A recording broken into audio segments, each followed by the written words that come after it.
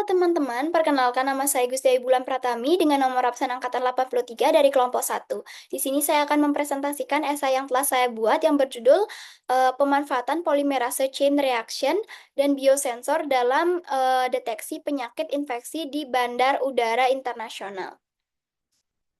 Baik, untuk yang pertama, di sini terdapat latar belakang yang dimana di sini saya ambil dikarenakan tingginya konektivitas penerbangan internasional yang dapat mempercepat penyebaran patogen penyebab epidemi terutama pada bandar udara yang sebagai pusat transportasinya internasional. Nah, oleh karena itu, deteksi dini penyakit menular di bandara internasional itu sangatlah penting untuk mencegah penyebaran dan juga untuk melindungi kesehatan global. Seperti yang kita tahu juga, pada teknologi pada saat ini itu memegang peranan yang penting. Teknologi juga dapat meningkatkan efisiensi deteksi dini penyakit menular di bandara internasional. Nah, teknologi seperti tes virus itu dapat menggunakan polymerase chain reaction atau PCR dan juga biosensor yang dimana ini dapat diintegrasikan ke dalam pemeriksaan keamanan sebuah bandara. Nah, selanjutnya itu terdapat fakta yang dimana pada Bandara Internasional Incheon di Korea Selatan itu sudah menerapkan sistem tes PCR untuk mendeteksi infeksi COVID-19 di titik kedatangan. Nah, jadi pada penumpang yang tiba atau sudah tiba itu diwajibkan untuk menjalani sebuah tes PCR yang dimana hasilnya itu sudah tersedia atau dapat tersedia dalam waktu 24 jam. Nah, pada Bandara Internasional Dubai itu sudah menawarkan sebuah solusi inovatif dengan menggunakan biosensor yang berbasis nanopartikel dan teknologi mikrosaluran untuk mendeteksi virus COVID-19 yang dapat memberikan hasil dalam hitungan menit saja. Nah, seperti yang kita lihat di sini terdapat perbedaan antara PCR dan juga biosensor yang dimana pada PCR itu dapat memberikan hasil dalam hitungan jam, sedangkan pada biosensor itu dapat memberikan hasil hanya dengan hitungan menit saja. Nah, selanjutnya polymerase chain reaction itu merupakan teknik untuk memperbanyak DNA yang dapat melibatkan siklus berulang dari penempelan dan juga pemanjangan. Nah, terdapat dua jenis PCR yang sudah dikembangkan pada saat ini, yaitu reverse transcription polymerase chain reaction atau RT-PCR dan juga quantitative polymerase chain reaction atau qPCR. Nah, jadi qPCR ini itu bertujuan untuk mengukur DNA dan juga RNA secara langsung, yang dimana sehingga dapat meningkatkan sensitivitas dan juga spesifisitas untuk deteksi patogen.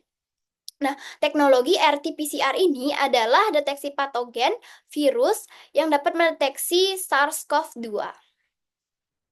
Nah, kemudian terdapat juga kelebihan dan juga keterbatasan dari PCR ini sendiri. Jadi untuk kelebihannya itu, PCR itu dapat membantu mengidentifikasi patogen dalam waktu yang singkat dibandingkan dengan metode kultur tradisional. Di mana dimaksudkan di sini itu kultur tradisional itu tidak lagi untuk menumbuhkan patogen, di mana PCR juga membantu memberikan hasil yang lebih cepat. Kemudian teknologi PCR ini dapat mendeteksi patogen pada tahap awal infeksi sehingga dapat memungkinkan tindakan cepat untuk mencegah sebuah penyebaran penyakit.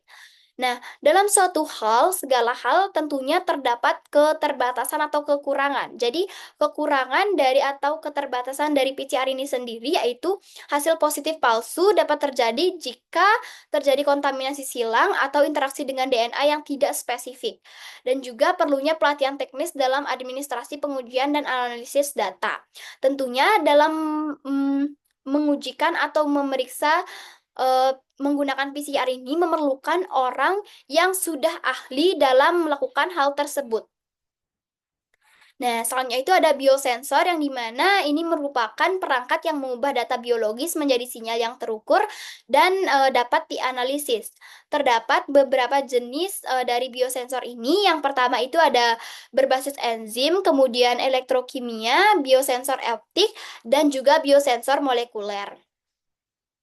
Selanjutnya di sini terdapat prinsip kerja dari biosensor, yang dimana prinsip kerja biosensor ini yang pertama itu ada prinsip kerja biosensor berdasarkan interaksi spesifik antara biomolekul. Yang pertama itu ada enzim, antibodi, dan DNA yang dimana itu langsung menuju target atau zat yang ingin dideteksi.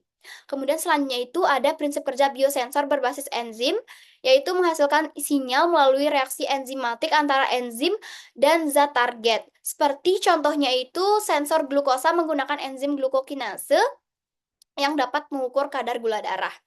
Prinsip ini juga dapat diterapkan untuk mendeteksi biomarker dari penyakit menular secara cepat dan juga tentunya akurat.